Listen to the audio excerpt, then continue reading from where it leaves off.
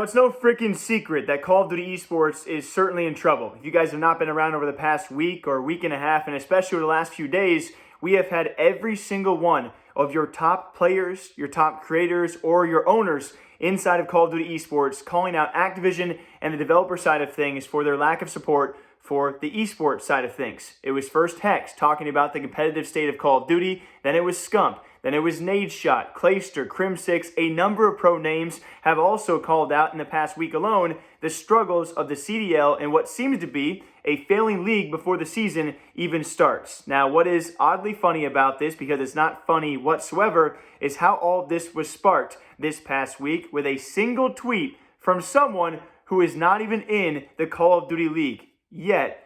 That's going to be Doug Censor Martin, who, by the way, one of these days, I'm just going to dedicate 5 minutes to reading all of his tweets on a video and see if you guys like that. But this was all sparked by him, as he took to Twitter one day to say the Call of Duty League would literally blow up if every team in the league streamed scrims and the players simply acted like themselves. There will be a huge amount of people that will watch teams every day, and it will encourage new people to watch, create storylines, shorts, etc. He continued, to see all these 48 guys collect a bi-weekly paycheck with quarterly bonuses to simply get on and scrim without thinking about the future of the game, then hop off and do nothing, makes me so sick inside. Which obviously is nothing small to say. Now, him and Simp went back and forth about this. This led to other threads between Hecz and Octane and Clayster, and all of these pros jumped in. But what he did spark, that being Censor, was Nadeshot in his huge response. Now, his entire VOD has been taken down, I do believe. There are a few short clips out there for all of you, and I believe one of the more important parts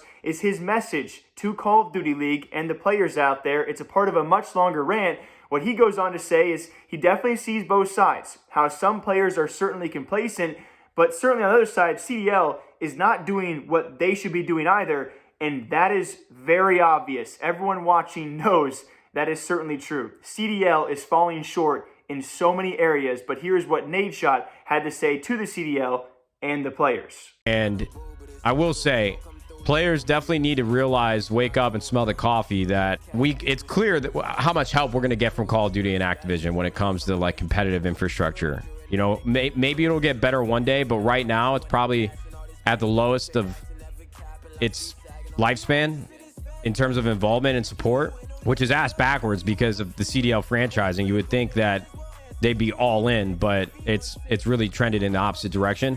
But the players, I think, in some ways have gotten complacent. I think it's very nuanced. Do I think that players should have to stream scrims? No. I mean, there's a level of competitive integrity that's affected. You leaving? I love you. I think there's a level of competitive integrity that needs to stay intact by not streaming scrims. But at the end of the day, players need to get on their grind.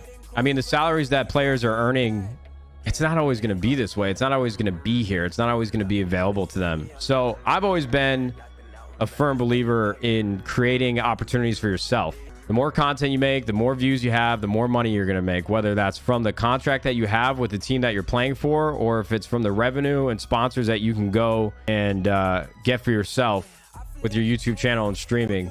I mean, attention is power nowadays, especially with how easy it is to create content and the tools that people have to create and be unique. I just think you're doing yourself a disservice if you're not streaming 24/7. Like, I don't even make money from streaming anymore.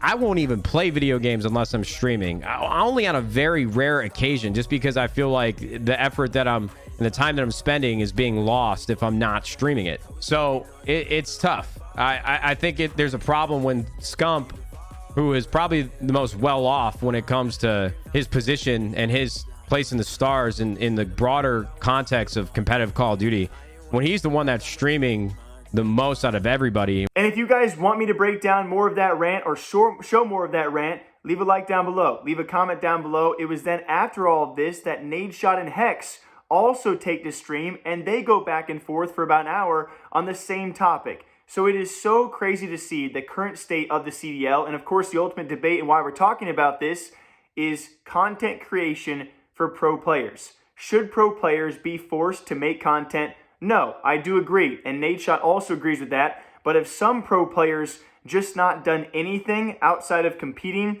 and doing scrims, Certainly so. I think there are two sides to this, but what led to this culmination, this breakout point, is the struggle that Call of Duty is certainly in, and it also has been a giant question throughout this entire thing. What if Warzone never took off? What if Warzone was never as successful as it is? Where is Call of Duty now? Because nobody is streaming Call of Duty Vanguard. Nobody is watching Call of Duty Vanguard unless it's Scump or some others who are actually screaming for Optic. Beyond that, though, I mean, the CDL is not making content. So many pros are not making content. There are so many issues in itself with the game alone. Where do we go from here? That's the giant question. And that's why Nadeshot and Hecz especially, we have owners out there who are paying $25 million plus salaries, plus operating costs. You guys can only imagine what it must be like to sit back and think that this league, which was established with your money, was going to be the future of Call of Duty, something you put faith into, and not just faith, $25 million plus, and to see the current game state it is today, where these guys are not doing content, but the league is not doing content either, and competition doesn't even start until this far into the new year, and the game's already been out for so freaking long, and the viewership has already tailed off. If you were Hecz and you were Nadeshot, you would be just as pissed. And I'm glad they're finally speaking up. I hope they continue to speak up because so many people are. But the giant question is, what is the future of Call of Duty esports? Nadeshot has spoken up, Hecz, Scump, tons of top Call of Duty figures.